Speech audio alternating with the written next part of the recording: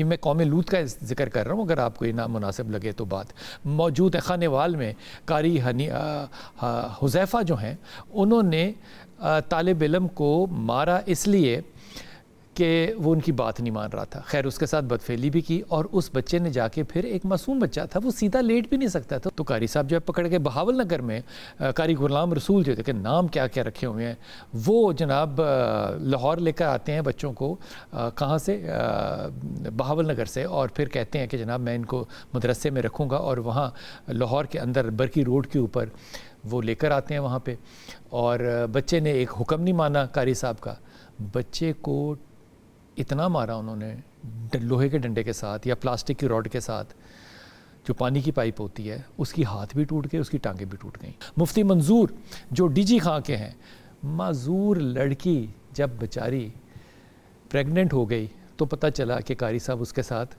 کر کیا رہے تھے۔ اب غور فرمائیے ذرا، این سی آر سی جو ہے وہ کہتا ہے کہ تقریباً 10 سے 12 کیسز روز ہوتے ہیں، سال کے اندر 4 سے 5 ہزار کیسز ہوتے ہیں۔ یہ وہ ادارہ ہے جو کہ ہیومن رائٹس پہ کام کرتا ہے۔ اللہ تعالیٰ کا جب حکم نازل ہو جائے تو اس کے بعد مسلمان جو ہیں وہ اس کو پابندی سے اس پہ اپنے آپ کو لاگو کرتے ہیں، اس قانون کو اپنے اوپر۔ مثال کے طور پہ آپ نے کبھی ایسا ذکر نہیں سنا ہوگا، مجھے تو یقین ہے ایسا نہیں ہوگا، کہ پاکستان میں آپ کو پتہ ہو کہ کسی جگہ جو ہے وہ حرام گوشت بکتا ہے، تو آپ کہیں کہ ہم نے جانا ہے یہاں پہ لیکن ہمیں حلال مل جائے گا، ایسا نہیں ہوتا۔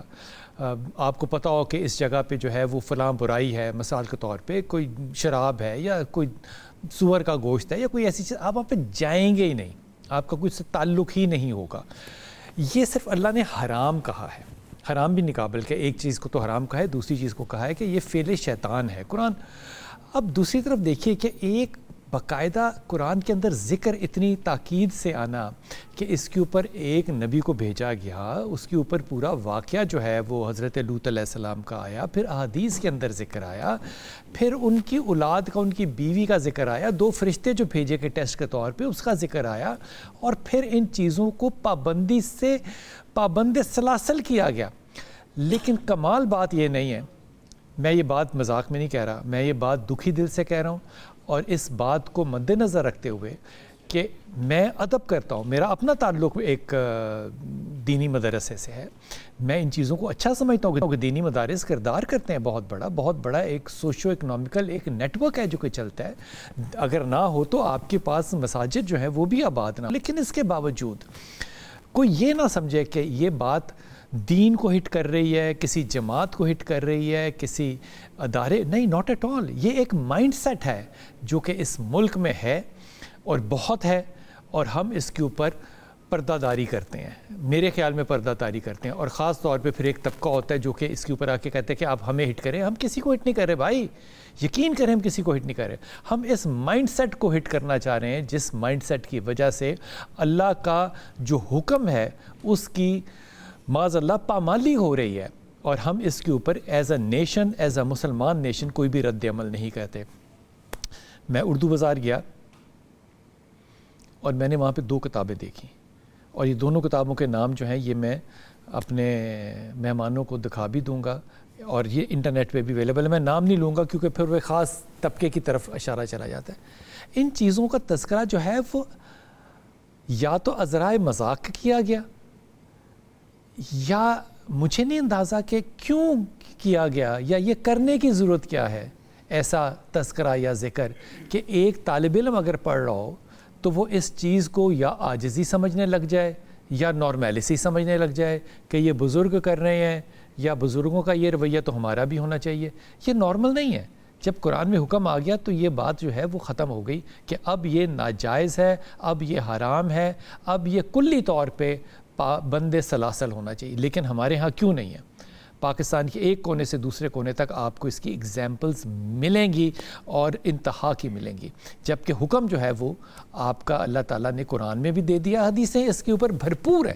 میرے خیال میں کل میں حدیثیں شروع کر رہا تھا تو اس کے اوپر پورے کے پورے چیپٹرز ہیں، قرآن کا پورا تذکرہ ہے اس کے اوپر، پھر بھی ہم یہ کر رہے ہیں۔ یہ میں قوم لوط کا ذکر کر رہا ہوں، اگر آپ کو یہ نامناسب لگے تو بات۔ خانہ وال کے اندر دیکھیے، یہ ایک ہفتے کی میں باتیں جو چیدہ سوشل میڈیا پہ موجود ہے۔ خانہ وال میں قاری حذیفہ جو ہیں انہوں نے طالب علم کو مارا اس لیے کہ وہ ان کی بات نہیں مان رہا تھا. خیر اس کے ساتھ بدفعلی بھی کی, اور اس بچے نے جا کے پھر, ایک معصوم بچہ تھا, وہ سیدھا لیٹ بھی نہیں سکتا تھا, اس نے پولیس کو اپنا بیان دیا. تو قاری صاحب جو ہے پکڑ کے بہاول نگر میں قاری غلام رسول جو تھے, کہ نام کیا کیا رکھے ہوئے ہیں, وہ جناب لاہور لے کر آتے ہیں بچوں کو, کہاں سے, بہاول نگر سے, اور پھر کہتے ہیں کہ جناب میں ان کو مدرسے میں رکھوں گا, اور وہاں لاہور کے اندر برکی روڈ کے اوپر وہ لے کر آتے ہیں وہاں پہ. اور بچے نے ایک حکم نہیں مانا قاری صاحب کا, بچے کو اتنا مارا انہوں نے لوہے کے ڈنڈے کے ساتھ یا پلاسٹک کی راڈ کے ساتھ, جو پانی کی پائپ ہوتی ہے, اس کی ہاتھ بھی ٹوٹ گئے, اس کی ٹانگیں بھی ٹوٹ گئیں. جب یہ ساری ٹوٹ گئیں تو انہوں نے اس کو بس میں بٹھایا اور بہاول نگر واپس بھیج دیا. وہ بچہ نہ اٹھ سکتا تھا نہ بیٹھ سکتا تھا. راستے میں ایک 7 سیٹ والے نے اس کی ٹانگیں جو تھیں وہ اپنے اوپر رکھیں, اور اس بچے کو لٹا کے وہاں پہ بچے پہنچے. غریب ماں باپ, وہ ہسپتال لے کے جا رہے تھے, بچے نے بتایا راستے میں میرے ساتھ کیا ہوا, اور بچہ مر گیا. کوئی پوچھنے والا ہے نہیں. پھر وزیر آباد آ جائیے, فتح پور چٹھا کے اندر مدرسے میں 7 سے 15 سال کے بچے. اب غور فرمائیے, 15 سال کا بچہ چھوٹا بچہ نہیں ہوتا. 3 بچے جو ہیں وہ اپنے آگے سہولت کار بھی رکھے ہوئے ہیں قاری صاحب نے, اور وہ بچوں کو پھر نارملائز کراتے ہیں اس چیز کو. یعنی کہ ایک پورا ادارے کا ادارہ بن گیا بھائی. یہ کیا قیامت بن گئی ہے کہ مدرسے کے اندر بچے قرآن اور حدیث پڑھنے جاتے ہیں, فقہ پڑھنے جاتے ہیں, وہاں پہ یہ انسٹیٹیوشنلائز ہو جائے.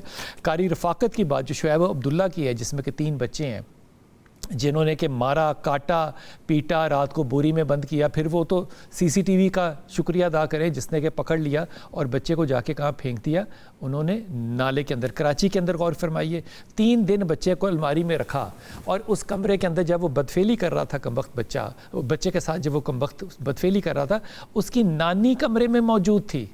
دماغ کی بیماری دیکھیے ذرا. باقی گھر والے موجود تھے. 3 دن کے بعد جب بدبو آئی تو بوری میں بند کر کے 3ری منزل سے نیچے پھینک دیا, جیسے کسی کو پتہ ہی نہ چلے کہ بوری بند لاش ہے. پکڑا گیا. اس کے بعد اس بندے نے پتہ کیا کیا, ڈارک ویب کے اندر 56 لاکھ روپی کمایا. ڈارک ویب کا پتہ ہے نا آپ کو, بچوں کے ساتھ یہ کرنے کا پھر کیا سلسلہ ہوتا ہے, اس کو ذرا تحقیق کیجیے گا. مفتی منظور جو DG خاں کے ہیں, معذور لڑکی جب بیچاری پریگننٹ ہو گئی تو پتہ چلا کہ قاری صاحب اس کے ساتھ کر کیا رہے تھے. اب غور فرمائیے ذرا, NCRC جو ہے وہ کہتا ہے کہ تقریباً 10 سے 12 کیسز روز ہوتے ہیں, سال کے اندر 4 سے 5 ہزار کیسز ہوتے ہیں. یہ وہ ادارہ ہے جو کہ ہیومن رائٹس پہ کام کرتا ہے. اس کے بعد ہماری ایک لوکل NGO ہے جو کہ قصور بیسڈ ہے میرے خیال میں, ساحل. یہ کہتے ہیں جناب 2025 میں 1956 کیسز جو ہے وہ رپورٹڈ ہیں. اب غور فرمائیے کہ اگر 2000 کیسز پر اینم ہوں, ایک سال کے اندر 365 تو دن ہوتے ہیں. اگر یہ بات پھر بھی ہم یہ کہہ رہے ہیں کہ جی ہم پہ نہ بات کریں, ہر جگہ ہوتا ہے, تو پھر مرضی ہے آپ کی جناب. پھر آپ اپنے بچوں کی حفاظت جو ہے وہ اللہ کے حوالے چھوڑ دیں, اس پہ بات کرنے کی ضرورت ہی نہیں ہے.